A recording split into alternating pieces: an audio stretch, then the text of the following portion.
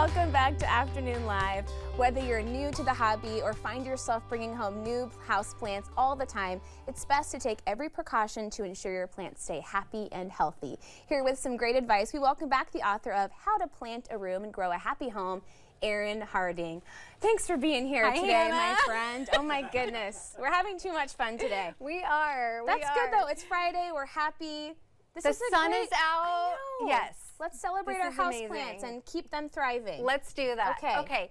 So I'm just going to walk you through my 5-step process today on how to bring houseplants into your home and set them and you up for success. Because you can't just bring things home and pour some water in it and hope for the best. No, we got to make sure these are tender plants. Yes. So the first step is actually before you even buy it. So when we're at the store, we want to sort of make sure that they look healthy. We don't want to bring sad plants home. So I have an example of a sad plant. Someone on hard times. This is very sad. It hasn't been watered.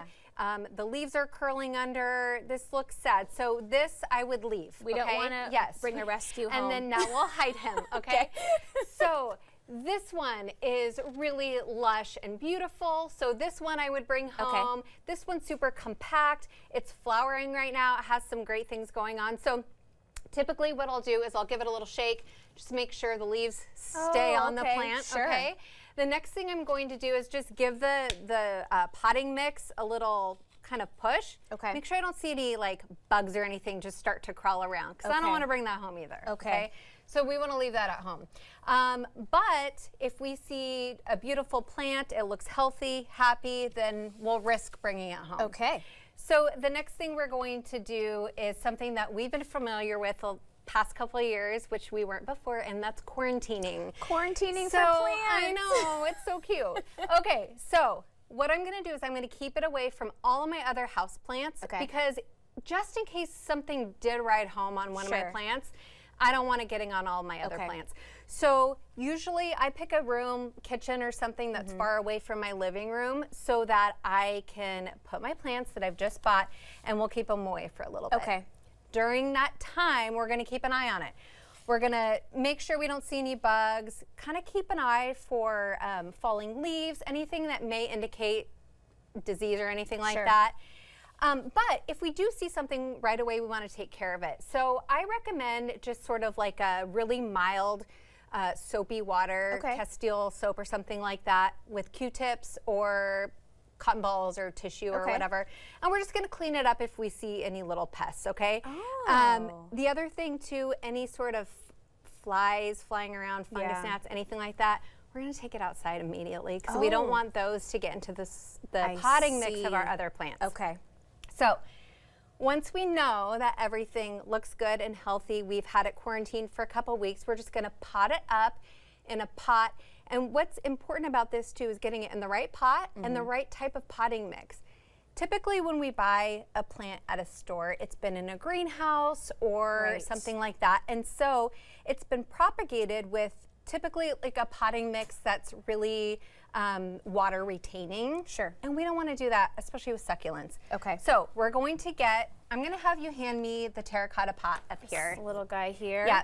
So this is terracotta is great. It's porous and it actually pulls moisture from the potting mix out, which is kind of what we want for a succulent. And then if you have a tropical plant, you can do ceramic, you can do plastic if you want.